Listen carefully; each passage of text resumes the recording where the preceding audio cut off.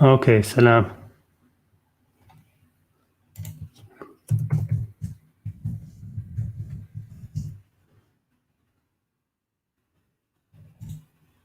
Oh my God. Okay, salam alaikum. Sorry, is there sound now? Hello? This is why I usually do a sound check. Okay, there's sound now. Great. All right, so how should we do this? Do you want me to go through it again, or a quick, tell me quickly in the chat? You want me to go through it again, or just do the allow people on?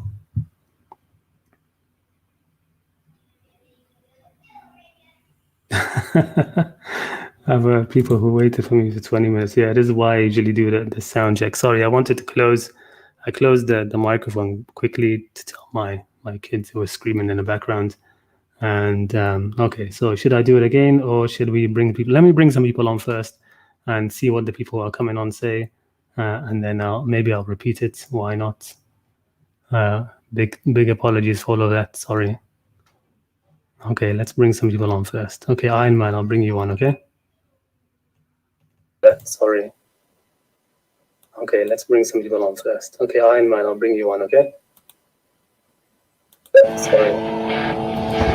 Okay, let's bring some people on first. Okay, Iron Man has some iron music. Iron Man seems to have some iron music in the background. I'll get back to you again. Okay. Sam, let me add you on. Okay.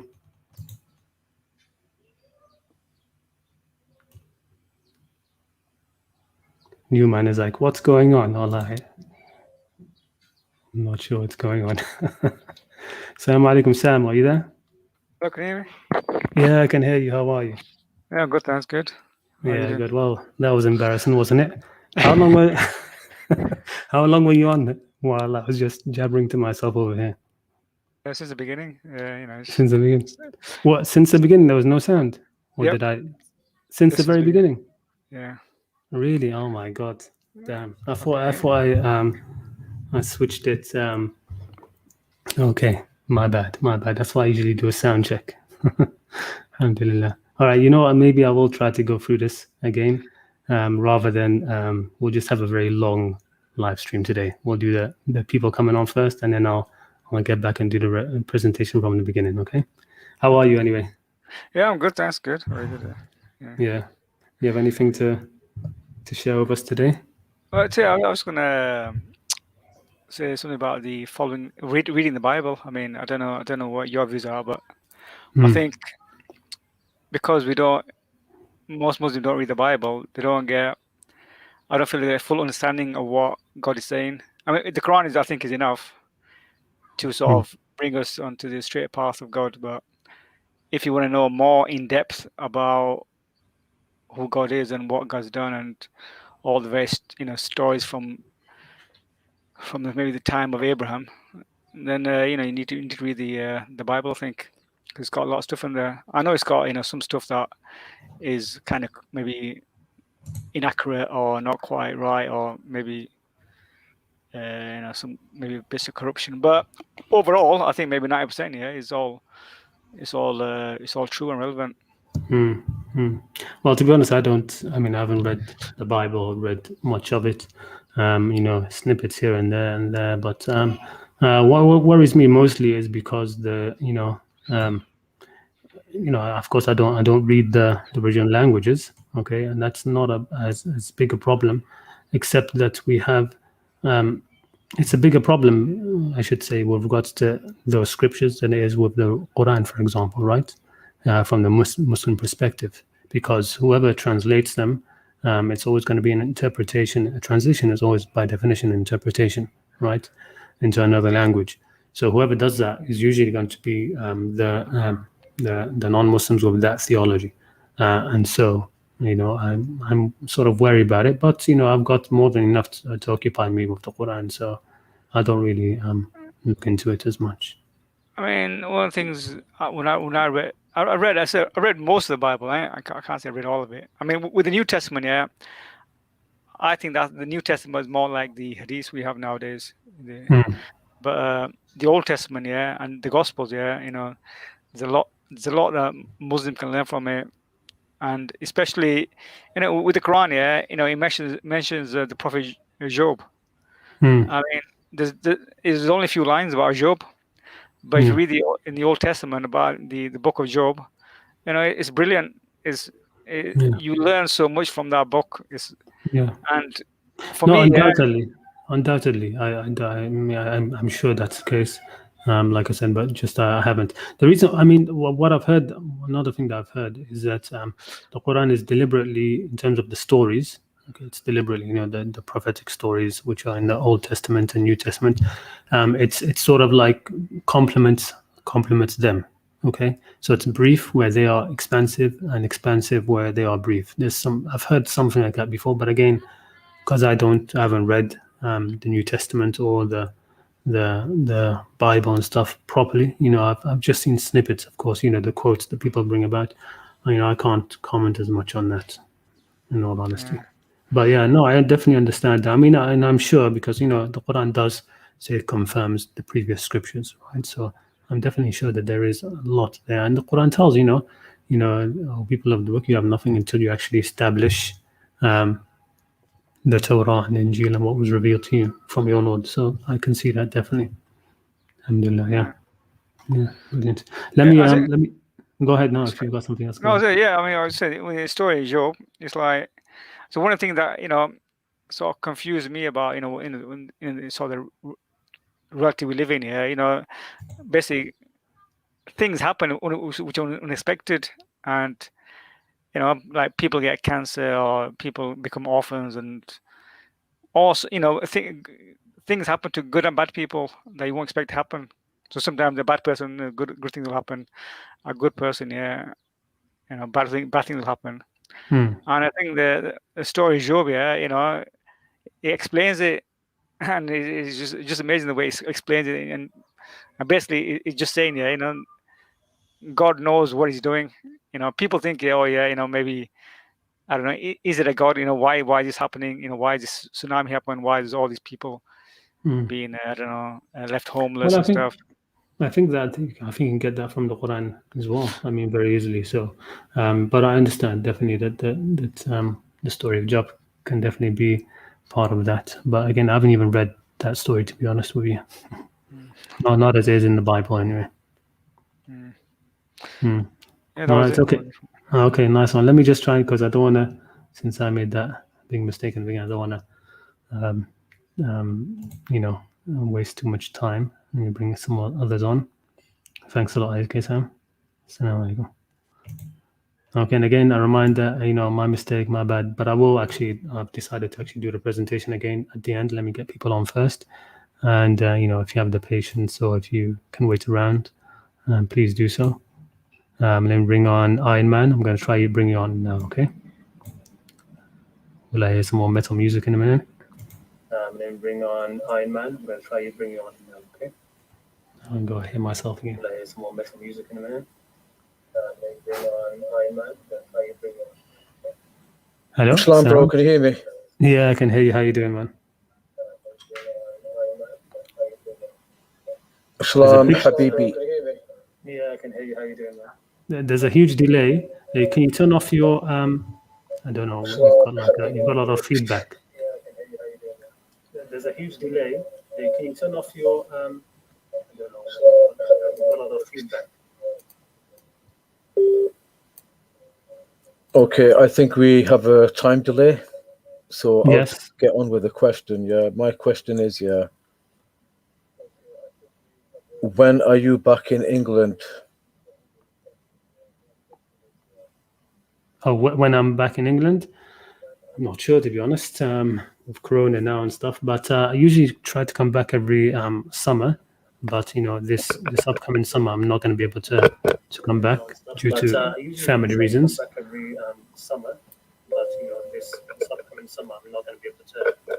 In terms of permanently, it's probably going to be in another 3 or 4 years.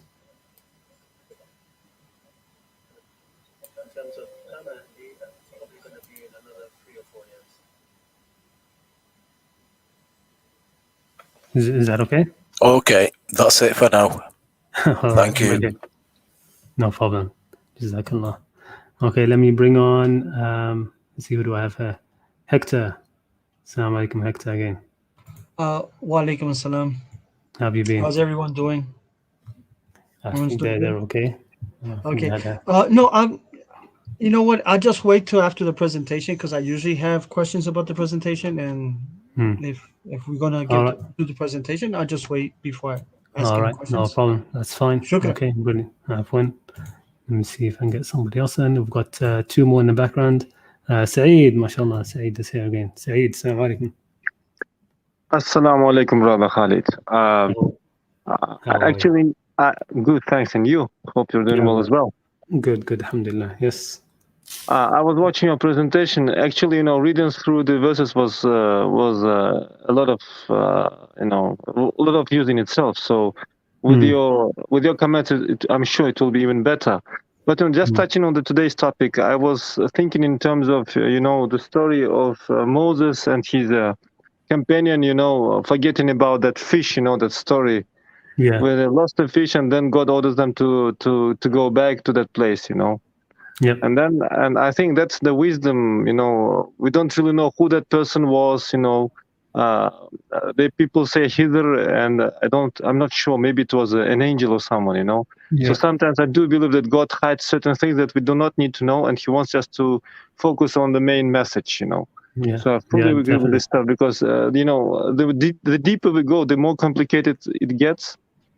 So in that sense, Quran is actually a perfect book, for us to keep our balance or to keep on the straight path, because otherwise, asking minor things or about the people of cave, where the cave was, imagine people knowing the place where Moses met that person, we would have thousands and millions of people standing at that place looking for that person, instead of doing something important, that would be trying to find it. Look at it would be kind of Khidr spotting. Exactly, it would be kind of I'm sure we would have built a couple of mosques there, turned into a holy shrine, etc. Instead of that's not exactly where I was going with the whole thing about don't ask that verse, but don't ask about things. Like I said, I get to it in the presentation. But what's interesting about this issue of Khidr, right? People ask about that. One of the things which is mentioned in the verse, which most people don't pay attention to, is the beginning part of it. It says, "Abdu min ibadina," a servant from our servants. Okay, so what I take that to be, because you have some questions where people say, why has God allowed this to happen? Why has God allowed this to happen? About things which have happened, but what we don't see are the things which God has not allowed to happen. Okay, things which did not happen. And that's done, I think, through the through the intervention of many servants. Like Khidr is like one of many. It's mentioned in that verse. Abdu min ibadin, a servant from our servants. So it's if God has these sort of hidden servants around who have been given knowledge sort of the future, and they, of course, I also believe that they also will be judged according to that knowledge. Okay, because what God said is He gave them knowledge. He didn't say commands. All right, so He gave them knowledge of certain things. And then they are going to be sort of judged themselves about what they've done, with that knowledge. But that's a very interesting thing, the whole issue of Khidr and the murdered boy and stuff like that. That's one. Maybe that's something that I'll speak about one of these live streams, inshallah. Inshallah, because it's a kid being killed, a boat being broken, and and then that wall, that wall is more or less okay, fine, but killing the baby. But again, I think it's a signal from God. I fully agree with you that there are some forces that we do not really see and understand, but the forces that act on by the command of God, and we don't know them yet. We might know about them more. We might know more about them in the future, but for now, I guess it's a kind of ghaib, alladhina yu'minuna bil ghaib, so probably certain things we need to just, Yeah. All right. Okay. Let me, if you don't mind, I'll sure. Absolutely. Assalamu alaikum. And at the end of the presentation, if you want, you can come back on. No issues with that. All right. Sure. No problem. Yeah. Rashid. Assalamu alaikum, Rashid. Wa alaikum assalam wa rahmatullah. How are you? Assalamu alaikum, Rashid. كيف حالك? Alhamdulillah. كيف حالك أنت? Alhamdulillah. Yes. Yes, it was very unfortunate with the audio there. Yeah. Inshallah, it will be better even when you give us another round of explanations. Inshallah, inshallah. I was not fortunate last time to catch the last live stream, but I heard what you talked about. I think, was it the last time was about shirk, right? Yeah, I think the last one was about shirk. Yeah. Yeah. I did not. I don't remember if you covered the question on kufr, because you said that you were going to do one. Did you combine the two in that one? Because I don't remember. No, I haven't actually. I haven't done one. I will, inshallah, do one about kufr as well. But yeah, definitely will. Okay. Because I received because I was explaining to one of a brother of mine that perhaps we don't even that perhaps Allah won't punish people, or that Allah won't punish people in the akhirah just based on their on their iman, or just based on what they believed. Sorry, and he happens to quote this verse in Surah Al-Ahzab, no, Surah Al-Ahqaf, in which Allah says that وَيَوْمَ يُعْرَضُ الَّذِينَ كَفَرُوا عَلَى النَّارِ أَلَيْسَ هَذَا بِالْحَقِّ قَالُوا بَلَى وَرَبِّنَا قَالَ فَذُوقُوا الْعَذَابَ بِمَا كُنْتُمْ تَكْفُرُونَ. So he happens to quote that verse and says, you see here, Allah is saying that test the punishment because of that which because you used to do kufr. So I have to tell him that kufr there might not entail someone disbelieving as we understand it today, or as we understand the term today, that maybe it is referring to something else, the term kufr here. Could you give a short description? Without doubt, look, kufr is definitely not disbelief. It just can't be disbelief. But people will be punished because of kufr, right? People will go to something because of kufr. Kufr is like a response. Okay, it's a response to something. Okay, it's much more to do with action rather than it is to do with belief. Okay, so for example, ذوقوا العذاب بما كنتم تكفرون, will that include shaitan or not? I would say so. Yeah. Of course, and does shaitan disbelieve in God? I mean, not in the same way, of course. Not disbelief. Exactly. So we that's where the main line is to be drawn. Okay, the English word where we say when you believe something, if it's true or not, right? That's what we mean. I believe something, this or not. Is it true or not? Does it exist or not exist? Okay, that's not kufr. Okay, that disbelief, sort of like the mental in your mind, I disbelieve in something. That's not kufr. Okay, kufr is much more to do with the heart. It's much more in the heart. Okay, the kufr is in the heart. That's why kufr is actually worse than shirk. Okay, kufr is worse than shirk. It's by far much worse. Okay, shirk is more to do with the mind and a little bit of in the heart, whereas kufr is sort of the opposite. Most of it is in the heart and just a little bit in the mind. Okay, that's how I see it. But the thing which I always want to mention about kufr is that it's one of those multifaceted terms. Okay, there are some things. Yeah, there are some things where just one definition just doesn't cover it. We can't get one line of definitions for it. And the example I always give is love, right? Do we have one definition for love?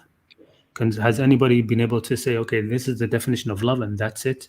And and it encompasses all the meanings of love? No. Okay, poets and writers would have nothing to write more about anymore, right? They did, okay, that's it. Somebody has done it. They've gotten the definition of love, and that's it. No, there's a lot. There's a lot of situations where we will look at it and we can plainly see that is love. Now that doesn't mean it's not a reality, right? Doesn't mean that kufr is not real. There is really such a thing as kufr, just as there really is such a thing as love. But to have one small definition, it's very difficult. Another way to think about it is like, think of these terms as three-dimensional. Okay, like three-dimensional. When you look at it from when you have a three-dimensional object, when let's say a house, right? You can stand in the front of a house and you can describe what you see in front of you. Okay, or you can go to the back side, the other side, and you describe what you see in front of you. Exactly. Or you can fly above from the top, you can describe what you see there, or from the sides. Okay, but it's still one object. It's still one thing. Okay, the same thing. Language, some topics, some ideas in language, some ideas are like that. But language is only linear. Okay, in language we only have a linear way of speaking, right? One word follows another word follows another word, and that's how we have to describe this three-dimensional concept. Okay, so we describe the front of it. Okay, or we move a little bit to the right and we describe the angle, or from this side we describe that angle. Okay, and we use different words and phraseologies and these kind of things. But to have one definition, you will never be able to, just like you can't see the whole of the house from all the sides at one time. Okay, having one definition for such a huge concept, it's very difficult. It's very, very difficult. Yeah. And would Iman also have the three-dimensionality to it, or would you also say that? Yeah, I would. But Iman is much more. It is much more to do like close. It is closer to belief than kufr is to disbelief. Okay. Iman is much more. It's much more like that. Okay, which is why, for example, nobody, God, for example, He never says He loves the believers. I did a video about that, right? Those whom God says He doesn't love, and those whom God says He loves. He never says He loves the believers. Okay, but He does say He does not love the kafirun. Okay, Allah la yuhibbul kafirin. Okay, and so I mean, I tend to think of Iman much more like the English word faith is much more apt. Faith, actual faith. All right, it's more of a feeling. It's something in the heart. Okay, and which is why you can find people who believe in God, but they are faithless. They really are faithless. Right, exactly. You cannot trust them. You cannot depend on them. It's as if they don't. They believe in God intellectually, but it's as if they just have no feeling inside the heart that God exists, that there will be an akhirah, that they will be questioned. Especially the liars. People who lie, who make up things about others, who testify to things which are untruth. How can a person who believes in the next life, how can somebody actually have faith in the next life, actually do something like that? It's I can understand a person murdering somebody in terms of being angry and killing somebody and these kind of things, but a lie, an actual shahadat zur, where does that come from if you have actual faith, right? So anyway, look, I went on a bit there, but that's okay. I'll definitely inshallah try to do one about kufr. Okay, inshallah. Okay, all right. Let me try to afwan. Alaikum assalam wa rahmatullah, and bring on Aslam. Assalamu alaikum, Aslam. Yeah, walaikum assalam. How are you? Yes, now your voice is audible. I'm good, alhamdulillah. Hope you're doing well. Yeah. Good so I did. Just being good so far. Alhamdulillah. So I needed, as you are a native speaker of Arabic language, I needed understanding of in Surah Ankabut, verse 29, chapter 29, verse 46. It mentions a word to jaddila. Does that mean to argue with someone in Arabic, native Arabic language? Jidal. Yeah, jidal. Yes. Jidal, Jidal is sort of like, argumentation, dispute. It's like debate as well, a bit debate, but it's more like it's sort of like where you try to win. It's not like a discussion, not like a dialogue. Okay, it's not like that. Here in this book, it mentions that believers argue. So argue with the people of the book, and in a best way. So I mean, because I totally disagree with the people debating like this Muslim Christian debate and this like other debate, this in order to present understanding, and they will use these kind of verses. So I wanted to the verse is actually that verse, I think I know which verse you're talking about. It's actually one which is prohibiting debating with the people of the book. It says لا تجادلوا أهل الكتاب إلا بالتي هي أحسن. Okay, don't debate, don't have those kind of debates with the people of the book إلا except بالتي هي أحسن, by that which is best. Okay, and what is best? Okay, what is best? The best is of course used in the Quran, and the simple, easy arguments in the Quran. Look, there is no need to have these long, prolonged debates. Really, there isn't. Okay, I mean, a simple, look at this, the simple arguments which the Quran gives. Okay, it says, okay, give them these simple arguments, the simple thing, simple explanation, and then just leave them. Okay, so a very clear example of that is the where it says, talking about Jesus and his mother, it says, "Kana ya'kulani at-ta'am." Okay, they used to eat food, right? That's all you need to say. Then the Quran just says, okay, you tell them that. انظر كيف نبين لهم الآيات. See how we make things clear to them. ثم انظر أنا يؤفكون. Then just watch how they are turned away. And just watch. After that, watch.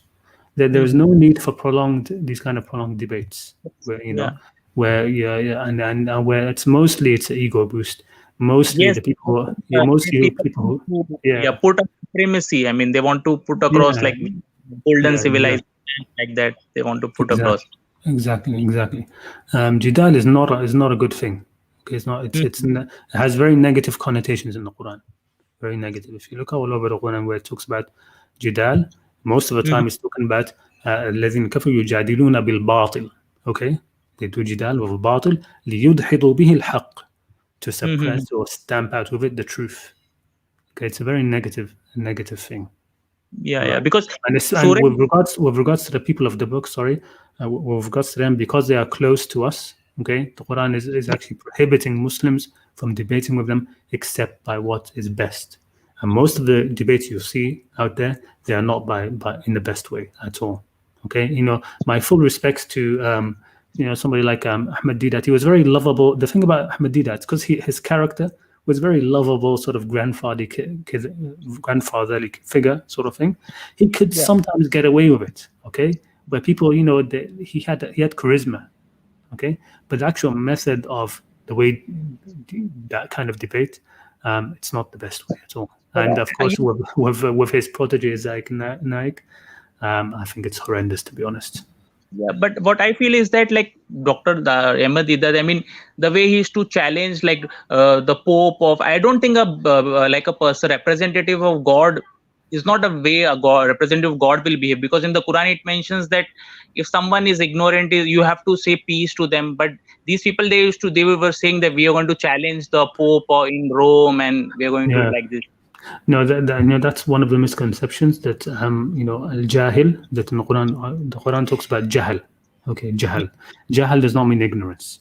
Okay, jahal is not ignorance. Okay, so we say salam and we turn away from the jahilin. Even the Prophet was commanded, okay, to turn away from the jahilin. Okay, he would not be commanded to turn away from the ignorant. His job was to teach the ignorant. Okay, those who are ignorant, you teach them. Okay, but a jahil is not that. A jahil is not a person who's ignorant. Jahil is not ignorance. Okay, it's equated with that just because typically the way a person who's ignorant or behaves is in jahil. Okay, so there's the dua that the Prophet used to say when leaving the home, which is I seek refuge with God, and ajhal or yujhal alay, that I should do ignorance or that ignorance should be done towards me. They say ignorance, but it's not ignorance. Jahal. Okay, it's the way somebody acts. Okay. Hamiyat al-jahiliya, okay, that sort of like the arrogant, brutish, forceful way, that kind of thing, okay? It's like when when you see cartoons, okay, and they depict somebody who looks like a thug, like a brute. They always he's also somebody who's stupid, right? You have like the evil people, the evil characters in the cartoon. You have the sort of the small one who's clever, and the big brutish one who is ignorant, who's a stupid person, okay? That's the kind of thing. It's like a bully, a brute. That's a jahil. All right. From these kind of people, you can't teach them. You can't get to them. When I look at and I read the verse Surah Nahl, it mentions call to the way of Lord with wisdom and understanding, hikmah and all, not through like a debate where you want to establish a supremacy or like a ego booster kind of a thing. Yeah. So, definitely, but in one of the verses, it mentions that they are merciful to the believers and they are harsh-hearted towards the non-believers. So, what is not non-believer to the الذين كفروا, to those in kufr. Okay, not the non-believers at all. Right? The non-believers are الناس in the Quran. قولوا للناس حسنا. Okay, say to mankind goodness. قولوا للناس husna, say what is good to people. Okay, Yeah. we're not talking about الذين كفروا. الذين كفروا are on themselves. Okay, الذين كفروا إن الله لا يحب الكافرين. Right, God does not love al-kafirin. That is not something which is, a broad stroke against all non-Muslims. Okay, you don't divide mankind into believers, non-believers, and kafirin. That isn't, sorry, into believers and non-believers. That's not the division. Because of this approach and this understanding, what people tend to do, they will deal any business transaction very well with a Muslim, but they will not deal with person of other faith. Yeah, this is us following the way of those before us, right? The way of the what's mentioned about the Christians and the Jews. A similar thing, well, specifically the Jews, they say ليس علينا في الأميين سبيل, all right? There's no sin upon us in doing these things against the Ummiyin. That's the Jewish idea, and we've just followed in their footsteps in that kind of way, where we think that we can do dirty to the non-Muslims, which is absolutely horrendous. So what I understand is that you're saying is not to argue, correct, with this verse, because here the translation is mentioned argue only, like that's English translation. It mentions believers argue only. Yeah, so it's it says to argue. Okay, you can put it. It's sort of like to debate. Okay, but illa billati, there's an extra restriction. What I'm trying to get across is with regards to the people of the book, there's an extra restriction that you are not allowed to do it except by what is best. Illa billati ahsan. If you don't know what that is, keep quiet and get out the way. Right? That's what it means. Basically, God is saying don't. Right? Illa billati ahsan. If you don't know what allati ahsan is, then don't. Okay, because you will do more damage. You will do a lot more damage. But can we apply to humanity in a large, general people of other faiths or people who don't believe in God? Can these people, because they are just human beings. Generally, if you see any Jewish person, they are just following their father's tradition. I mean, the modern secular Jewish person, he doesn't know about. So. Can we divide this between people of the book, or can today's approach, can it be implemented like just a human being, Can this approach is only for that Christians and this thing, or can it be applied to all men? No, I mean, the other verses which talk about how you should guide others, but guide all of mankind and speak to them good and call to the way of your Lord, etc. But I'm just saying that with regards to the people of the book, there's a restriction. Okay, there's a restriction that you are not allowed to accept in the best way. Okay, you're not allowed to accept in the best way. The reason why the extra restriction is there is because they're already very close to us. Okay, they're already very close. Our religion is confirming theirs. Okay, for the most part. All right, and so when you argue, if you're not doing it in the best way, then you're going to be pushing them away. All right. So, in your opinion, this debate culture is not very much what God has ordained, correct? This debate culture. We are the Prophet Muhammad was not a debater, right? Yeah. He was not a debater. He was a teacher. One atlu al-Qur'an, right? As he says, right? The Quran says, "One atlu al-Qur'an, فمن اهتدى فإنما يهتدي لنفسه," right? And I should recite the Quran. So whoever is guided is guided for themselves. Okay. إنما عليك البلاغ. For you is only to clear expression. Al-balagh al-mubin. All right. That's you don't need to. What are you going to do? What's the point of a debate? Trying to just show that you win a debate, or are you trying to convince the person? What are you trying to do exactly in a debate? You should be trying to just explain things clearly. That's all. You should be trying, for the people who want to know, you explain things clearly as you can, as within your ability. That's what you do. Okay. And the rest. And these are. إنما عليك البلاغ وعلينا الحساب. Upon you is the balagh, and upon us is the hisab. That's the line. That's the line drawn. Okay, the line is drawn there. عليك البلاغ علينا الحساب. Okay. All right. Okay. Let me, if you don't mind, because I don't want to keep people waiting too much longer. Let me try and give that presentation from the beginning again, and inshallah, if anybody else would like to come on, I'm more than happy to have them on again. Okay. All right. Let me just have a look quickly. Somebody's put something there. God's messenger is saying, the man who is most hateful to God is the one who quarrels and disputes most. Yeah, there are these kind of things there. There's like I said, it's very It's a very negative trait in the Quran. Allah says in the Quran, وَكَانَ الْإِنسَانُ أَكْثَرَ شَيْءٍ جَدَلًا. All right? The human being is more quarrelsome than anything. He quarrels all the time. Okay? I actually have 2 of you on. I didn't know that. Okay. All right. Let's try and go through this presentation one more time. Okay. So this basically was going to be a commentary about this verse in the Quran. It's a famous verse, well, pretty famous. It's used by a lot of anti-Islamists and people who want to attack the Quran or belittle the Quran and say, look, the Quran and God is telling Muslims that you're not allowed to ask anything, don't question things, etc. That isn't what it's about. I'm going to discuss that in a minute. So it says, أعوذ بالله من الشيطان الرجيم يا أيها الذين آمنوا لا تسألوا عن أشياء إن تبد لكم تسؤكم وإن تسألوا عنها حين ينزل القرآن تبد لكم عفى الله عنها والله غفور حليم. So it's saying, you who have faith, do not ask about things which, if they are shown to you, will distress you. Okay? If they are shown to you, will what? Distress you. In tubda lakum, tubda means to expose. If they are exposed or shown to you. So something which is there, okay? If it's shown to you, it will distress you. Okay? وَإِن تَسْأَلُوا عَنْهَا حِينَ يُنَزَّلُ الْقُرْآنِ. But if you do, so it's haram to do that. God is saying, don't do it.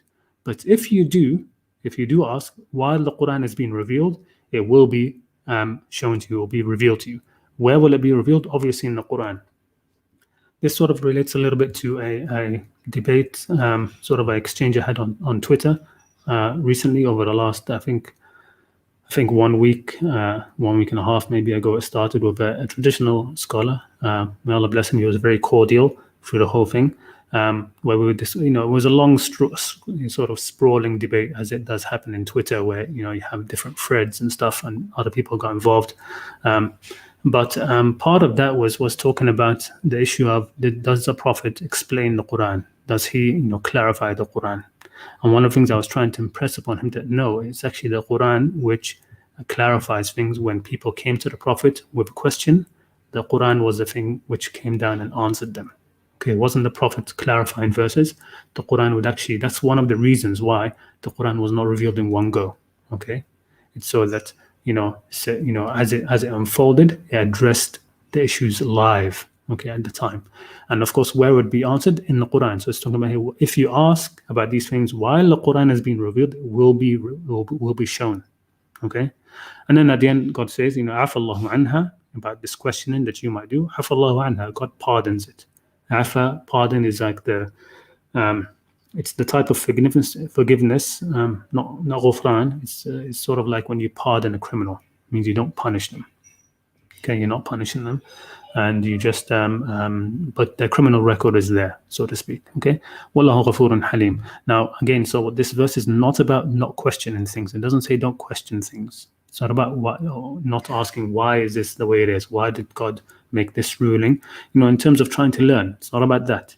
Okay, it's not about seeking answers to your doubts. It's not about that. It's not about blind following. It's not about any of that. Okay, what is it about? This verse is about not asking regarding laws and restrictions which God has chosen in his wisdom and mercy not to reveal.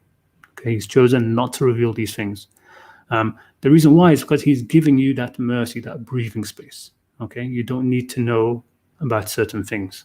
Okay, and he's willing to accept from you your own judgment regarding them. Okay, he's willing to accept your judgment regarding them.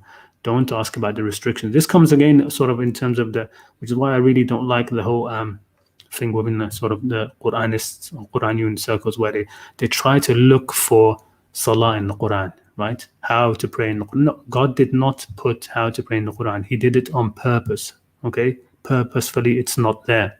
Why are you looking for it? Okay, God did not hide it in the Quran. There isn't some code inside so you can unlock to find out how to pray, right? God doesn't do these kind of games, right? Everything is explicit and clear, right? And the reason why it's not there, it means what? It means that you can pray. The how you pray is not important, and God is willing to accept from you any how you pray, any physical way that you pray. He's willing to accept it from you. If he wasn't, he would give you those restrictions. So why are you looking for them? Okay, don't ask for them. Okay, of course, this doesn't apply to us anymore, again, because the issue of this verse is it concerns the Sahaba alone, those who were present while the Quran was being revealed. Okay, while the Quran was being revealed, if they had asked, then it would have been put in the Quran, and then we would be right now having to follow these sort of more restrictions because of that. All right. So it's only involves the Sahaba because their questioning would have led to Quran being revealed about certain issues. Okay, where needed. So the question of the Sahaba for or about rules and ahkam regarding what to do and what not to do, what is haram or what isn't haram, this questioning was actually not a good thing. It was very bad. It showed a lack of trust in God's unfolding guidance. Okay, God is revealing guidance to you. Okay, who knows better? Your God, right? So let God reveal the guidance as He wills. Okay, because He will do it in the best way for you, in the most merciful way for you. If you get involved and you say, okay, but what about this? Okay, can I do this or can't I do that? You will get the answers. You will get the answers, but they will cause you distress. Tasukkum. Okay, don't ask about things which, if they are shown to you, will cause you distress. And if you ask about them while the Quran is being revealed, they will be revealed. And then maybe you will not be able to follow through on them.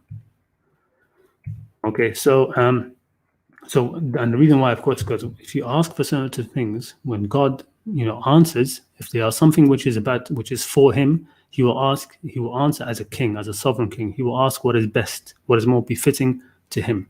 Okay, the answers He will give will be what is more befitting to Him. Right, if you ask Him, like we're going to see in a minute with the Banu Israel, if you ask Him what should we sacrifice for Him, He's not going to tell you to sacrifice a mangy cow. For Him, He will want the best. Okay, for Him, He will want the best. And so this comes as part of this verse as well. وَلَا يَأْتُونَكَ بِمَثَلٍ إِلَّا جِئْنَاكَ بِالْحَقِّ وَأَحْسَنَ تَفْسِيرًا. That one of the reasons why the Quran was not revealed in one go, which is what the previous verse from this mentions, is that so that they do not come to you with a method. Doesn't really mean argument. A method, just a similitude, an example, something they're questioning about, except that we will bring for you the haqq and the best tafsir, the best explanation, the best thing. Okay, we will bring that if they ask. So an example, the reason why I wanted to put this here is it's a very clear example about what I'm talking about, which is Musa, Bani Israel, and the cow. There is a reason why it's one of the first stories in the Quran. Okay, because Musa has been asked again and again by Bani Israel about the cow they were commanded to sacrifice. Whereas if they had just sacrificed the cow from the beginning, it would have been so much easier for them. They didn't need to ask, but they kept asking. Okay, so the first thing they say, Musa says, Inna Allah ya'murukum an tadhbahu baqara. That's it. There's the order, there's the command. If God wanted more than that, He would have given you more restrictions than that. Okay, they said, do you take us for ridicule? All right, so Musa's response, of course, is A'udhu billah an akuna min al-jahilin. I seek refuge that I am from the jahilin, from the ignorant. So again, here you see it's not jahilin, it's not ignorance. Doesn't mean they don't know. They know, okay? But they are acting in ignorance. They're saying, what? Are you taking us for fools? That's basically what they're saying. When somebody is speaking to you like this, what, am I a fool to you? Are we fools to you that you're telling us to sacrifice a cow? So they're ridiculing, okay? And so that's ignorant. That's part of jahal. Okay, that's jahal, not knowing. Okay, then their next questions are not because they don't know what to do. They know exactly what they should be doing. But okay, they say, okay, then all of these questions are going to be source of jahal, and they're going to add restrictions to them, which will make things distress, make things bad for them. So they said, قَالُوا أَدْعُ لَنَا رَبَّكَ. They said, oh, call upon your Lord to make clear to us what it is. And we have these questions now. Tell us, why in the Quran God hasn't told us how many rak'at to pray? Why haven't we been told, exactly the amount of zakat to do? How many? God has not given us these things for a reason. Okay, so Moses said, it is a cow which is neither virgin or it's actually neither old, faridun, wala bikr. Of course, bikr is not actually virgin here for a cow. It just means a young cow. Okay, it's not very old, it's not very young, but medium between them. Okay. And this is now Musa's last-ditch attempt to tell him to just do what you commanded. Just do it. Okay, it will be accepted if you just do it. So do what you are commanded. فَفَعَلُوا مَا تُؤْمَرُونَ. But again, that's not enough for them. قَالُوا ادْعُ لَنَا رَبَّكَ. They said, call upon your Lord to tell us what's its color. What color does it matter? Just slaughter the cow. But if you ask, okay, God wants the best. He says, it is a yellow cow, bright in color, pleasing to the observers. Okay, and that's the most beautiful type of sort of cow that you'll be able to see. Okay, it's sort of like goldish yellowish color. Okay, a beautiful cow. Okay, so now you have these restrictions. You can't sacrifice an old cow. You can't be young, and it can't be any color except this amazing beautiful color. Okay, do you want more restrictions? Keep asking. Okay. قالوا ادع لنا ربك يبين لنا ما هي إن البقرة تشابه علينا وإنا إن شاء الله لا مهتدون. They said, call upon your Lord to make clear to us what is it. Indeed, all cows are like to us. If all cows were alike to you, why didn't you just sacrifice a cow from the beginning? And then he said, okay, then inshallah we'll be guided. So he says, okay, he says it is a cow which is neither trained to plow and the earth nor irrigate the field, one free from all fault and with not a single spot on her. So now look at all these restrictions. Now they have to, no other cow will do. God will not accept any other cow from them. They have to find one exactly according to these descriptions. They said, okay, now you have brought the truth. Okay, now we know the haqq. Now we know the haqq. Before, God wasn't given the haqq. No, he was.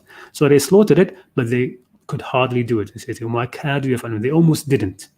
They almost didn't. They're like, oh my God, we have to now get this amazing cow from its owner. We have to buy it, and some of the traditions they say they have to pay a huge amount of gold for it. Because imagine a cow like this is not one which is being used for anything. It's not one which is being made use of. It's just one which is sort of like a decorative thing. Okay, somebody has it. Okay, he doesn't need the cow for anything else other than it looks so beautiful. He's just keeping it on the side.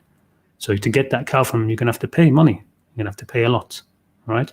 So they almost didn't do it. Right, but all of these restrictions were from their own doing because they asked about things, which if made clear to them, it would make their lives difficult, and that's what happened. Okay, so they kept asking about something, which when it was revealed to them, made things very difficult for them and distressed them. Okay, had they simply obeyed from the beginning, God would have, from His mercy, just accepted any sacrificed cow, any cow. But because they asked, He replied with what was befitting for His divine station. Okay, if you ask me, then to me, belongs what is the best, the absolute best. That's what I want. Okay, that's what God will answer. So we have in our own ummah, in our own nation, we have certain distresses which were caused by the questioning of the Sahaba. Among them is the Sahaba's repeated questioning about something which took away a certain mercy from us, from the ummah. Okay, and now because of that, most of the ummah is sinful. Most of the ummah is sinful, and that's regarding how much we should spend. Okay, so first of all, God had revealed in the Qur'an, just spend in the way of God, spend in the way of God, and if they just spent, okay, if they just spent from their own judgment, God would have accepted it, no matter how much or how little. Okay, He would have accepted it. But of course they asked, okay, يَسْأَلُونَكَ مَاذَا يُنْفِقُونَ. They asked Him, what should we spend? What should we spend? Say to them, O Muhammad, and this is even this answer is still a mercy, right? Just like before, when the Bani Israel were asked, the first answer was a very merciful answer. Okay, not too old, not too young. That's it. Okay, imagine if the last response had come first. That would have automatically been a restriction. No breathing space. Here there is still breathing space. They ask you, O Muhammad, what they should spend. Say to them, spend what is good. It's good for parents, for relatives, for orphans, for the needy, for the traveler. And now look at this last statement.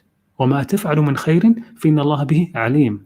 Okay, this is a sort of a veiled attempt to stop any more questioning. Right? Whatever good you do, God knows it. Okay, don't worry about how much you spend. What you spend, God knows it. Okay, just do, مَا تَفْعَلُ مِنْ خَيْرٍ, whatever good you do, God knows it. Okay, you don't need to ask how much. There's no need. All right, but so here again, God is, He's giving them a merciful answer. Okay, leaving them, the door of mercy is still open. There's still breathing space. They can just spend. Okay, spend what is good for their parents, for orphans, these sort of things. Okay, just spend what is good. Okay, don't ask much. Be content with God's instructions and just do as you're commanded. Be content that however much you spend, God knows it. Be happy with how God is unfolding the guidance to you. Don't ask about things which, if they are shown to you, will distress you. You don't want to ask God how much you should spend. Exactly. But of course, God's guidance and answer the first time, even though it was clear and appropriate, it wasn't good enough for them. Okay, they asked the same question again. Okay, so instead they just keep on asking. They ask, وَيَسْأَلُونَكَ, and they ask you, وَيَسْأَلُونَكَ, this and is almost derogatory to them. You know, they asked before, I answered them. وَيَسْأَلُونَكَ, and they ask you, O Muhammad, again, what should we spend? Say to them, you want it? Okay, fine. Tell them, O Muhammad, the answer that will cause them distress. They asked for it. قُلِ الْعَفْوُ, tell them the excess. Okay, what is beyond their needs. What does that mean? That means that now the ummah, in terms of what they should be spending, and spending doesn't have to be charity. Okay, it means you can buy things. The point is you don't keep that much wealth. Okay, let them wealth flow around. You know, if you have a car, buy another car. You don't have to give the wealth in charity. Okay, but if you're comfortable, you have everything that you need. You have your own home. Okay, don't you do this if you don't own your own property, your own home. You should be, you have your needs met. Your needs are met. Okay. Then what's beyond that, you have to spend. You have to spend it. Okay. You can't just keep it in the bank. Okay. Buy 3, 4, 5, 10, 15, 20 cars is better than leaving, millions in your bank account. Don't do that at all. Okay. Because then at least those people who you are buying cars from, they benefit. Okay. The circulation of wealth. This sort of thing could solve so much of the world's wealth problems. Okay. So now this is the command from God. Okay. How many people though from the ummah, even now or historically, respond to this, right? Because again, this is, and there are other things as well, like it's in the Qur'an. Okay, so among the things that the Sahaba kept on asking, there are some things which eventually the Qur'an would have made haram anyway, like khamr, okay, like alcohol and gambling. Somebody could still take this argument that I've presented here and say, no, if the Sahaba had not kept asking about alcohol, God would not have made it haram. Possibly, I suppose, but I don't think so, because these are, the Quran says these are from amal al-shaytan, but they kept on asking, didn't they? Right? يَسْأَلُونَكَ عَنِ الْخَمْرِ وَالْمَيْسِرِ, they ask you about these things. And so the answer came ever more restrictive, didn't it? Okay. In the beginning, it didn't necessarily have to be. Now this, of course, most will say that this is from God slowly weaning the people away from these things. Okay, so first don't pray while you are drunk, and then after that but of course that one where don't pray while you are drunk isn't a response to a question. Okay, it is supposed to be in terms of the traditional narrative, in terms of a hadith, but in the Quran there is it's not a question, right? It's just given straight away. Okay, that don't pray while you are drunk. All right, but then after that they're questioned, right? But there are, again, I personally think that khamr and maysir, these gambling and they are harmful. They are from the amal al-shaytan. They are rijs, the Quran calls it. فَهَلْ أَنْتُمْ مُنْتَهُونَ, right? Will you not desist? Okay, and that shaitan only wants to bring divisiveness and hatred, animosity between you through these things. So will you not desist? So these are clearly things which are harmful, which eventually the Quran says that that he would be making what is tayyib, what is good, halal, and what is khabith, haram. And definitely these things fall under the khabith category. Okay, and so compare this whole issue of wealth, okay, in terms of the ending of Surah Muhammad, where it says, إِنَّمَا الْحَيَاةُ الدُّنْيَا لَعِبٌ وَلَهْوٌ وَإِن تُؤْمِنُوا وَتَتَّقُوا يُؤْتِكُمْ أُجُورَكُمْ وَلَا يَسْأَلْكُمْ أَمْوَالَكُمْ. Okay, this worldly life is only amusement and diversion. And if you have faith and taqwa of Allah, He will give you your reward and He will not ask you for your wealth. Have taqwa. One of the things of taqwa is to not ask about things which, if shown to you, would cause you distress. Okay, that is also from taqwa. Okay, but of course they did, and then because of that, God, told them. Okay, He said He did ask them their wealth before He said, don't. But this last verse, this verse is sort of prophetic in a way. Okay, it says if He should ask you for your wealth and press you on it, you would withhold, and that's exactly what happened, right? God asked them and said, because they asked Him, what should we spend? He said, al-afu. Okay, but now they are withholding, and He would expose you. He would expose your unwillingness. Okay, and the last verse here says, "Ha antum ha'ulai tud'un litunfiqu fi sabilillah." Here you are now, those who have been invited, who have been told to spend in the cause of Allah, spend al-afu, spend what is excess, what is beyond your need. But among you are those who withhold. out of greed. يبخل, okay, are miserly. Whoever withholds only withholds from himself. And Allah is free, and you are the needy. And if you turn away, He will replace you with another people, and then they will not be like you. Okay, so that was the second go at this presentation. Inshallah, was beneficial. Okay, alhamdulillah. Hopefully you heard me that time, right? All right, okay. Assalamu alaikum. Let me try and bring some people on who weren't on before, and then I'll go back to those of you are Hector. I don't think, did I bring you on before? I'm not sure. Well, we have somebody here. First time I've seen this name. Roman, Assalamu alaikum. I'm going to bring you on, okay?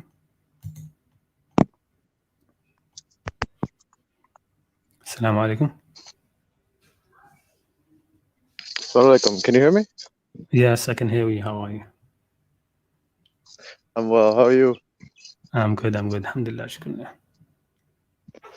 Yeah, I came in a little late to the stream, but glad to be on here. That's fine. You I actually didn't really.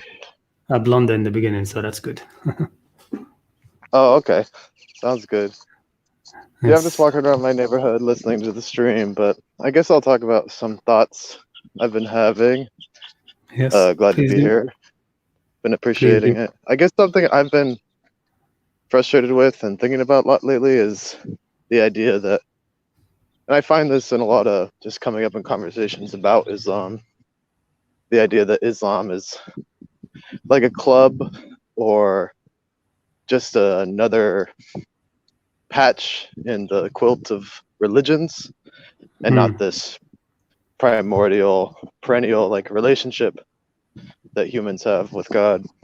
And I find Muslims perpetuate this myth just as much, this idea that Islam started with Muhammad in the in the 6th or 7th century. Yeah.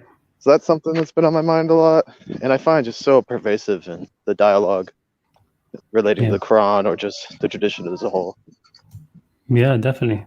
I think I read somewhere recently, I think it was just a few days ago, I don't know where, sorry, I can't think of the quote from who said it, but somebody mentioned that, if you were to read the Quran, but you would not be able to identify it as promoting a specific religion, would you? You wouldn't be able to, you wouldn't sort of identify it directly with Islam. If somebody knew nothing about Islam or Muslims, okay, and just read the Quran, you would not be able to see that this is actually establishing a completely new sort of like really cultish sort of religion. You would not see that at all. Right. The opposite, in fact, I would say. Yeah, the opposite exactly. You'd see something which is spanning all of humanity, right? From Adam down to now. Exactly. Yeah, definitely. But this is part of the way that we've been told, right? That for those who accept narrations, all right, and this is a narration which is confirmed, I believe, by Quran. The Prophet said that you will follow the way of those before you, right? Step for step, cubit for cubit, so that even if they entered into the hole of a lizard, you would do so too. Among that is this idea that we know that that it's us only, right? So one of the important ways to understand that hadith is to look in the Quran at what those before us say, and you'll see that we say the same thing. So one of the things they say is لن يدخل الجنة إلا من كان هودا أو نصارى. Okay, that's what they say. None will enter Jannah except whoever is a Jew or a Christian, right? Now we have of course saying the same thing, right? Nobody will enter Jannah unless they are Muslim, and that's it. Right. Precisely. So you will find that look at, it's a very interesting thing. If you analyze the things which are said about the Jews and the Christians, you'll find we have exactly the same thing, pretty much across the board. Even the Trinity, if you believe me or not, the Trinity, we have the 3-in-1 Tawheed, right? It's sort of dying out now. But it was very strong for a while, right? That Tawheed is 3-in-1 Tawheed, right? Tawheed al-Rububiyyah. In what way, though? I don't know if you've heard of it. If you haven't, then you're blessed that you didn't live in an era where that was very common. But yeah, they had the whole the concept with the sort of the Salafi concept that Tawheed is actually in 3 parts, right? And that if you don't have one of the Tawheeds, if you don't have one of those Tawheeds, then you don't have Tawheed. Okay, so it's it's a Trinitarian Tawheed. We have that in Islam as well, right? So in every every way you will find that we have what is mentioned. Right, and it's pervasive in the way we speak about it. Even like when we say a phrase such as "in Islam," like we're speaking it, we're personifying it. You know, maybe you've mentioned this in one of your past videos. Actually, the personification of it, which I don't know. It's tough to avoid. Yeah, it is. It is very tough to avoid. It is very tough to language. avoid. Yeah, it's part of my language, unfortunately, as well. Trying to remove it is difficult, right? It's very difficult. Is, no doubt.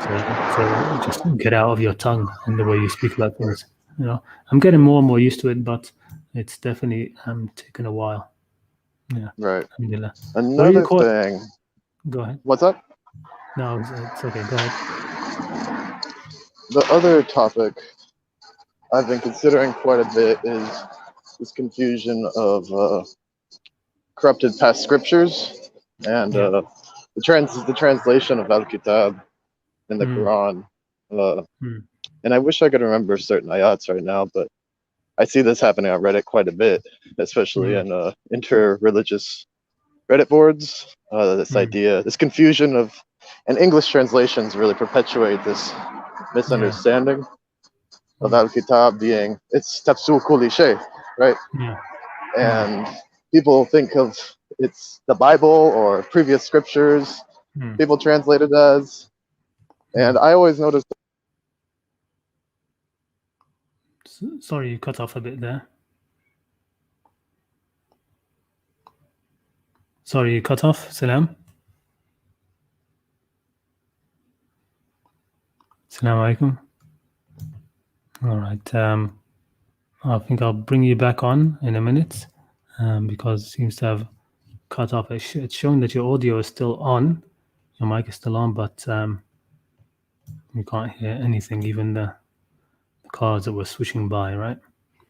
All right. Okay. Let me bring somebody else back on and I'll bring you on. But in terms of that last thing that you were mentioning, what was it? That the idea of what does Al-Kitab mean?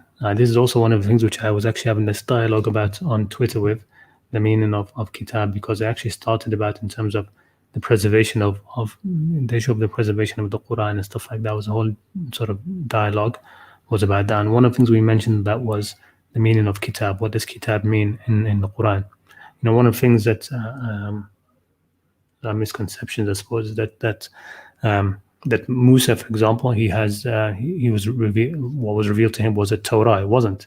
The Quran just mentions a Kitab. Okay, we gave a Kitab to Musa. Kitab is basically, I think, means prescriptions, divine laws, regulations, how to set up the rules of society, these sort of things. Okay, these sort of things which fall under Kitab. Okay, let me bring somebody else on. Hector, Assalamu alaikum. Wa alaikum assalam. Thank you for having me back on. Thank you again for another amazing presentation. I really like the points that you pointed out. Especially, I have one question for you concerning the questioning and the response. The questioning of Benu Israel, yeah. and God's response to that. Then I have another question, but focus on this one. Do you think that the reason that God made it more, what I would find as difficult on them, was the fact that they were arrogant from the beginning of their questioning, or do you think it's just the continuous questioning? No, I think it's neither of those. I think God was, you ask, look, imagine, what would you think of a king when he decides, he says, okay, I want you to give me something. Okay, and then when you ask what kind of thing, he says, just like this small little, the worst of the things, basically. Yes. That's not part of majesty. Okay, it's not part of majesty. Divine majesty, God's divine majesty. You're asking him what you should sacrifice for him. Okay, you're not going to get a small answer. You're not going to get a small answer. He's not going to say, okay, when he commands you of himself, he will tell you what is merciful. Okay, so I told them, sacrifice a cow. All right, they asked, but they kept on asking. So, and again, the merciful response was, kept on becoming less every once in a while. Each time they asked for something, the answer was something which is good, right? It was sort of the best thing. when it says, okay, the cow should be neither old or young, in your mind, when you think of cow, what is sort of like the archetype cow? Is it going to be something which is very old or very young? No, it's going to be something in the middle, right? Like what in your mind when you think of cow, that's what it would mean. Okay, the average age, right? When he asked, okay, what color should it be? Okay, God would respond with the best of colors. Not going to tell you, okay, this dirty brownish sort of like a mongrel color or mixed matched or patchwork. No, it's a beautiful yellow cow. Okay, فاقع لونها تسر الناظرين. Look at that expression, right? It's a إنها بقرة صفراء فاقع لونها تسر الناظرين. Right? It's a yellow cow. فاقع لونها. فاقع. It's almost like فاقع when you poke somebody's eye out. تفقع العيون. Right? You poke somebody's eye. The brightness and beauty of this cow. It's like it pokes the viewer in his eyes. That's how beautiful it is. Okay, فاقع لونها تسر الناظرين. Okay, it pleases whoever looks. When you look at this cow, you think, wow. Okay, God is going to ask that for himself. He's not going to ask something less. Okay, I understand. Okay, that's what it was about. And the same thing when it comes to the spending. Okay, if you're going to ask God how much you should spend for Him, okay, He's going to say, you spend everything for me. Yes. Okay, that's how I see it. It wasn't a punishment. Okay. That's why the verse in the beginning when I mentioned it, okay, لا تسأل عن شيء تبد لكم تسؤكم. Don't ask about things which if revealed to you. The thing is already there. Okay, if we go back to the verse, tubda, okay, is like in the verses of hijab, okay, لا يبدين زينتهن. Okay, they should not reveal their zina except to their fathers, their brother, etc. Okay, the zina is there. The zina is there, right? It's just that it shouldn't be revealed. Okay, and God is saying, hey, don't ask about things which, if they are revealed to you, they are there already. Okay, God is in His majesty. For Him it belongs the best. Okay, for Him belongs the best. Okay, but out of His mercy, He's not giving you those. But if you ask about them, He will reveal that to you, and then you're going to be demanded. That's going to be the demand. Okay, interesting. Okay, yeah, I never thought of it like that. Well, thank you for showing me that. I hope it will others, because I was. That means it's a failing on my part in trying to explain it from the beginning, because that is the actual. That was my fault. Then I should have been more clear about that. Okay, go ahead. Understood. Yeah, because I've always understood it like a punishment because they kept asking. But you say no, it's not because of that. It's because He wants the best. Okay. Do you understand correctly? Yeah. Because it's God's majesty demands the best. Okay. True. That's logical. Don't give God the measly things. Right? No, of course not. Oh no, of course not. Okay. Now the second thing I want to get to, and thanks for going to this slide here because it's right here. I understand that when you were referring to don't ask about things which, if they're shown to you, will distress you. If I understand correctly, you're looking at it from a point of view of law, right? Of fiqh. Is this correct? Yeah, sort of. Yeah, law and fiqh and anything which basically, anything you ask about, in terms of guidance. Okay, okay, we can either trust God to guide us, all right, and trust that because God will give us the guidance that He wants, okay, and then He will, out of His mercy, He will step back and entrust the rest to our judgment. Okay, so here you go, do this, and that's it. Okay, go ahead now, live your life. All right, live your life. What is beyond that, I will trust you to your judgment. Okay, but if you ask, what is this haram, and the answer is yes, now it's haram. If you didn't ask, it wasn't haram. Oh, okay, interesting. It wasn't haram. Yes, if he didn't ask, he said, was this haram or this? And he wouldn't get it. Okay. If the Sahaba had not asked, what should we spend? There would be no verse in the Quran now saying spend the excess. It would not be there. Okay. We would not now have to spend the excess of our wealth. Yes, understand I understand. Me? So it's in that kind of way. I used to always put myself in that situation when I was studying Maliki fiqh and Hanafi fiqh. But I want to bring this, something that came to my attention when you read this part was that besides the part that things are haram or halal or whatnot, but can we use this in our everyday interaction with other people? For example, like don't ask something of someone that if they tell you that thing, it might distress you. Yeah, you can use it in that kind of way as well. I mean, Yeah. I'll probably use it more of my kids, right? Don't ask of your kids. Don't ask of your kids things which they can't do, sort of. This is actually just a general tip, right, in terms of life, right? You don't ask of your sort of your employees, your children. Don't keep asking them for things which they can't do, because then they're just gonna they can't do properly, because then you're just going to find a way to do it poorly, if you know what I mean. Okay, so Yes, don't ask of about course. things.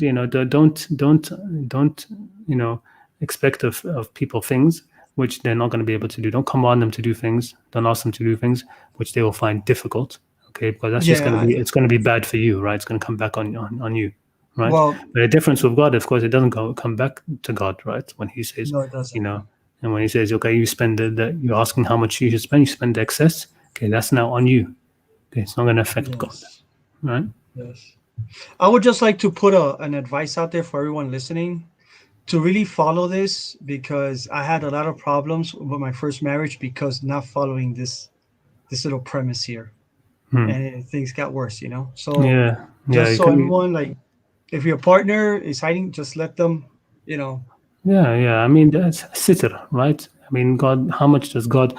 Well, one of the things we're supposed to be, right, is khulafa of God, right? Viceregents of God, right? Viceroys, khalifa. Okay, it means to act in somebody's stead. So that means you should be trying to take the qualities, be like the godly qualities. You should be a godly person. Okay, God, ya'fu an kathir, the Quran says, right? He pardons, overlooks much. Wa ya'fu an kathir. God doesn't demand doesn't demand too many restrictions. Okay, his thing is still valuable. Is his Jannah and the reward is still very high. There's a high levels to achieve, right? But it's also the entry point isn't very big. Isn't very big. Just be what He created you to be. Yes. But yes. Awesome. And you were talking about Al-Kitab al-Tawheed from Muhammad ibn Wahab as well. Yeah. So I just wanted to mention that it was very difficult for me to get past the first page. Every time from different translators, I was like, it's a difficult. He was writing for Bedouins, to be honest. He was writing for Bedouins, for uneducated Bedouins in Najdi, Saudi Arabia, Muslim who couldn't read, which is why one clever thing which he did do was he kept on using the same verse to basically as evidence for everything, right? Instead of giving them intricate evidence for what he wanted, he would give them one verse. Okay, don't do this. Why this verse? The same verse all the time. Okay, which is وَأَنَّ الْمَسَاجِدَ لِلَّهِ فَلَا تَدْعُوا مَعَ اللَّهِ أَحَدًا. He just kept on, okay, this means, okay, here's evidence for it. The same verse, one verse is evidence for everything which he says. But he wasn't writing for people in the West, for intellectual people. He was writing for Bedouins in the middle of Najd, okay, and who were at the time very, very ignorant. But yeah, I mean, it wasn't just, it's the idea of, it's more of a Salafi idea that Tawheed is divided into three parts, right? There's the Tawheed of Uluhiyya, Tawheed of Rububiyyah, and Tawheed al-Asma wa Sifat, and these things, okay? And whoever does not have one of those Tawheeds doesn't have the others, okay? If you don't have Tawheed of Uluhiyya, your Tawheed of Rububiyyah is not accepted. And if you don't have, you have these things, it's like a Trinity, right? If you don't accept the Son, your Tawheed. I've sat down with them and I've overheard and I've heard, and it doesn't catch my attention though. I mean, yeah, I mean it's drying up now. It's not pushed as much. Okay, the Azhar, I think, I don't know if it had a part to play in that or not, but they did put out a few fatwas or articles about the issue of the free tawheeds and showing how doesn't make sense at all from the Qur'anic perspective and stuff. The first person to bring it up, in fact, didn't say free tawheeds, he said two, and that was Ibn Taymiyyah. Ibn Taymiyyah is unfortunately, he has some very good points and some very strong things, but on balance, his heritage, his intellectual religious heritage has been the most destructive of any scholar in history, I think. You can't find, yeah. By any chance, do they still read the books of his grandfather over there in the Middle East, or they just focus on him? Not much, to be honest. A little bit, but not much. It's mostly mostly him. That's basically what goes right. Because I've also heard that he there on some of his fiqh, he went out of his madhab to. Some of his fiqh is good. Some of his fiqh is very, like I said, it's not everything that's detestable and what he stood for, stuff like that. And towards the end, he became more balanced. But in the end, the Arabs have this saying, right? تِلْكَ آثَارٌ لَا تَدُلُّ عَلَيْنَا فَانظُرُوا بَعْدَنَا إِلَى الْآثَارِ. These are our relics. This was an inscription read somewhere, right? These are our relics. They point towards us. They point to us. They let us know who we are. They let you know who we are. فَانظُرُوا بَعْدَنَا إِلَى الْآثَارِ. So look, after we are gone, look at our relics. Okay, that's who we are. Exactly. So, in Ibn Taymiyyah, you have to sometimes sort of divest in your mind. There's Ibn Taymiyyah who's his heritage, and there was the actual person, the living person, how he was. Okay, sometimes, there's a disconnect between that. All right, so you can sometimes look on mercy and be favorable to the person, but if the intellectual heritage that comes down from them, religious heritage, is so destructive. I mean, there's literally not a single extremist, fanatic, terrorist organization which doesn't have Ibn Taymiyyah as a huge figure. Okay, so in that case, you have to judge a person by what they've left behind. You have to judge the person is in the intellectual figure by what they've left behind. Interesting. Yeah, I'm just recently getting into him. I was really never into him because of the whole Salafi Sunni conflict that exists in the United States. So in the masjids that I go to, you'll never find Ibn Taymiyyah. Okay. So yeah, okay. I really appreciate you having me on again. Hope to see you next week. Jazakallah khair. Thanks a lot for coming on. Thanks a lot.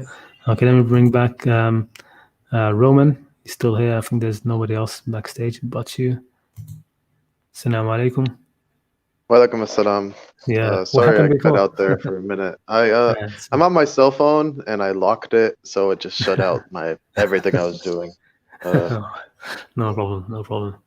Yes. Right. So you were mentioning before about the issue of kitab and what does that mean, right? Right, or rather the mistranslation that I find and that causes a lot of, I don't know how pervasive it is in Arabic culture, but in English speaking circles, I find a lot of misunderstanding around the subject. It's just as pervasive, to be honest. I mean, we have not, like I said in that discussion on Twitter, one of the things I was trying to push the most on is to recognize the Quranic terms as important in what they are. When God says al-dhikr, he means al-dhikr. Doesn't mean al-kitab. When he says al-kitab, he means al-kitab. It doesn't mean al-Quran. When he says al-Quran, it means al-Quran. It doesn't mean that these have to have their own. There's reasons why God is saying this instead of the other. Okay, so God's, one of the duties of the Prophet was, which we all know, the 4 duties, right? That هو الذي بعث في الأميين رسولا منهم, right? He sent a messenger, يتلو عليهم آياته ويزكيهم ويعلمهم الكتاب والحكمة, and he teaches them the kitab and the hikmah. Okay, and we were discussing a little bit what those mean. What's the kitab and what's the hikmah? Okay, now saying that the kitab does not mean the Quran.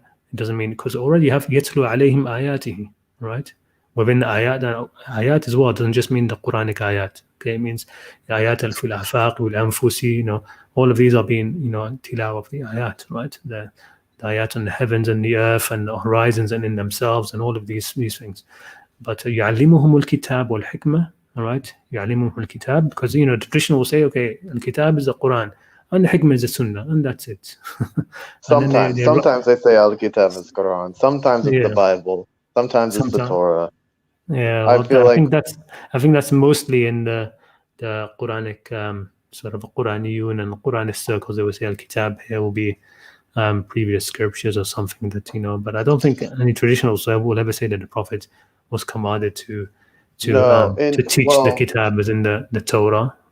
I've never heard that. So in some instances, like when it relates Al-Kitab to Moses or whatnot, they'll translate Al-Kitab in that instance as something else. Yeah, exactly. But when it's paired with Al-Hikmah, of course, it's with Quran and Sunnah. Yeah, exactly. But then you find people like Shurur pointing out ayat where Al-Kitab and Al-Quran are used in the same ayat. Yeah. And it describes a relationship between them. That they're separate, but there is a relationship. I don't know. I think I might have cut out before I said this, but there's an ayat that Shurur points out that Al-Quran was sent as a tafsir and explanation of Al-Kitab, of the book or the decree, or however you'd like to translate it, I guess. Yeah, he mentioned it. Yeah, go ahead. Just the nature of Al-Kitab in general.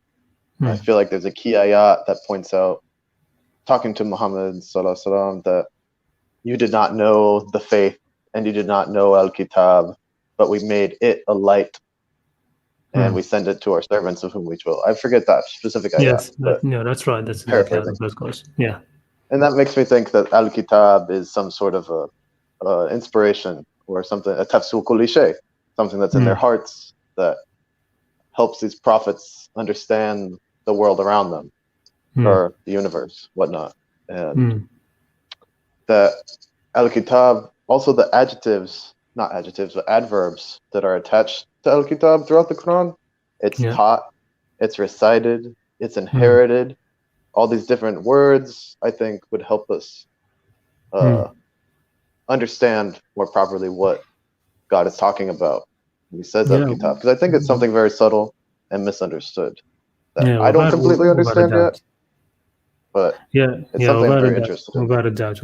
I mean, like I said, in that Twitter conversation, I was mentioning that that I haven't completely investigated it myself, but what I've come down to mostly is a kitab is just it's sort of like the prescriptions, sort of the societal laws, these sort of things. These are the kitab which the Prophet was meant to establish in that ummah.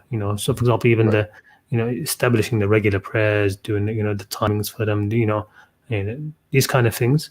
Because if you look at it, they're all written these kind of things. Kutiba alaykum as-siyam, right? Kutiba alaykum as-siyam. Fasting is prescribed to you. Kama kutiba ala alladhina min qabli, as it was prescribed to those before you, right? Kutiba alaykum al-qital. Okay, fighting is prescribed for you, right? كتب عليكم إذا حضر أحدكم الموت. Okay, when death approaches you, al-wasiyatu, and it talks about in marriages, kitabullahi alaykum, right? In the salah, كانت على المؤمنين كتابا موقوتا, right? Prescribed times, right? Yeah, it's like how to do things. Exactly. Basically, in that's English, a very good way of putting it. How to do things. In English, we say play by the book. Yeah, exactly. Sports. Yeah, exactly. Played by the book, that kind of exactly. What book is that? Right. So the rule book is sort of thing. Okay, but exactly. So he was to teach them al-kitab in that kind of way. Teach them, right. The how to do things, as you aptly put it. I like that, how to do things. Right, and tafsir kulli shay. It's a big statement, of course. That statement. Exactly. But in reference to the corruption of previous scriptures, the Quran mostly talks about as far as I understand so far, previous people forgetting or misplacing their portion or what they received of Al-Kitab. Rather than exactly. I mean, some they of the write it down with their own hand. They write it down with their own hand. Exactly. So they prescribe their own prescriptions by their own hands. Okay. Right. They make their own prescriptions to people. Do this, do that, don't do this. Right. And they say this is from Allah. Okay, right. That's another. So it's not about the actual written revelations, I don't think. But yeah, exactly. So it's a very interesting thing. It needs more thought. But generally, I'm pretty confident with where I personally stand on it. It's those kind of prescriptions and laws and these kind of things. Okay, and that's why he is supposed to do it, right? يعلمهم الكتاب والحكمة, right? Among the ummiyin, among his people, right? He is the leader. He's to establish these rules of governance of this and etc. To do that, okay? And it's to them, right? To them, all right? The kitab يعلمهم الكتاب والحكمة, okay? يتلو عليهم آياته, okay? You recite upon them the verses and stuff like this, okay? ويزكيهم, okay? So the verses are there, they're going to be recited and stuff, but he's to teach them, okay? Them, their kitab, their hikmah, you know. And hikmah, I think, is the sort of to do the things which are prescribed in the kitab and wisdom, right? So, for example, when it comes to siyam, okay, I mentioned that hikmah, that kitab is, you know, kutiba ali, that siyam is prescribed upon you, and then how is it prescribed? Ayyamun ma'dudat, certain number of days, etc. It's mentioned in the Quran. The hikmah, okay, the hikmah is that the Prophet said, for example, that whoever does not leave out lying or false testimony, then God has no need of him leaving his food and drink. Okay, that's hikmah. Okay, there's no point in you know, fasting if you're going to be doing these things. Okay, that is bringing the hikmah into it. So يعلمهم الكتاب والحكمة, to do things with heart, basically. You know, these are prescriptions and stuff to do, but have a heart while you're doing it. Understand, you know, have some understanding, some wisdom. Okay, don't just, you know, I'm following the rules exactly how they are, and that's no. Okay, to يعلمهم الكتاب والحكمة. Okay, they go together. So that's how I see it generally. Yeah, it's like a wise implementation. Wise implementation of things. Yeah, exactly. Yeah, that's interesting. I don't know if you have anybody else backstage, but I do have one more go ahead. topic. Go ahead. I was thinking are you familiar with the work of Ibn Qarnas? No, to be honest. Yeah, no, he's just my friend who also leans more towards the Qur'anic circles, very into him. He published a really large book. It's all in Arabic, is why, and I don't read Arabic, only English. So, but he has a YouTube channel, and he has published an alternative, I don't know the Arabic term, but the order of revelation of the surahs. Really? MashaAllah. And yeah, really interesting. I would love to see that. If you could you put it into the? I don't know. I can never find these chats when I finish these streams. But after the stream is finished, can you put it in the comments? Yeah, put it in the comments. Yeah, definitely. That's definitely something I'm very interested in. What did he say? I feel like there's a lot of work to be done. What does he say the first surah to be revealed is? It's Fatiha to him. Yeah. That's Fatiha, exactly what I think as well. Idea. No, I definitely think that as well. It's 100% Fatiha. Even in the verses, وَلَقَدْ أَتَيْنَاكَ سَبْعًا مِنَ الْمَثَانِ وَالْقُرْآنَ الْعَظِيمِ. We have given you 7 from the Mathani, okay, and the Quran. The Fatiha came first, and the Quran was actually, the Fatiha was revealed to the Prophet first, and the Prophet spending his time in the cave, you know, reciting and praying, that the response of the Fatiha is the whole of the Quran.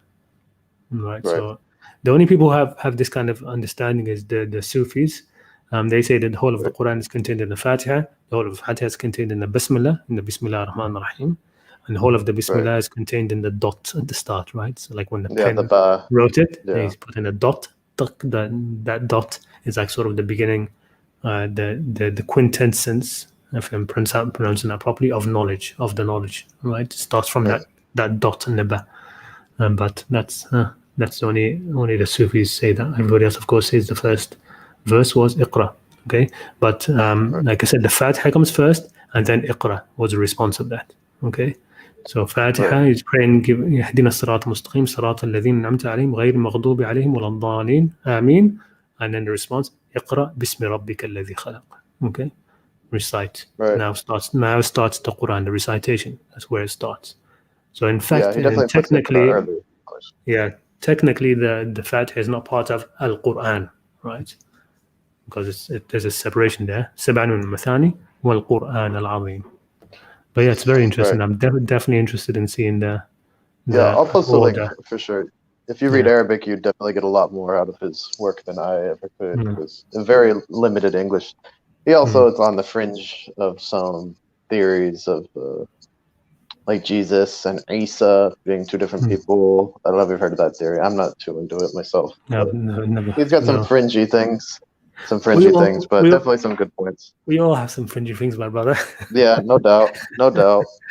Sometimes I wonder what are mine, but of course you're blind. You're always blind to your own fringy things, aren't you? You're always blind to your own things. But so as long as you like I keep saying, okay, it's not about this life and this life's test is not about if you believe the right things or not. I really, really do. Of course, yeah. Sincerely don't think it's about that. Yeah. Okay, it's about how you behave. Yeah. Yeah, right. it's about how you behave, and you have your what you believe and what you're convinced with, and then how you react to the world around you, to the information that comes to you, to new knowledge and stuff like that. This is where your heart is. This is where your heart lies. This is where you see the way your heart turns. Right? It's not about what's in your mind. It's about how your heart reacts to the things that come to it from outside. All right? And if you can remain a قلب سليم إلا من أتى الله بقلب سليم. Can you bring your heart salim to God? If you are able to do that, then you're fine. And it's not about إلا من أتى الله بعقل سليم. No, it doesn't matter. All right, okay.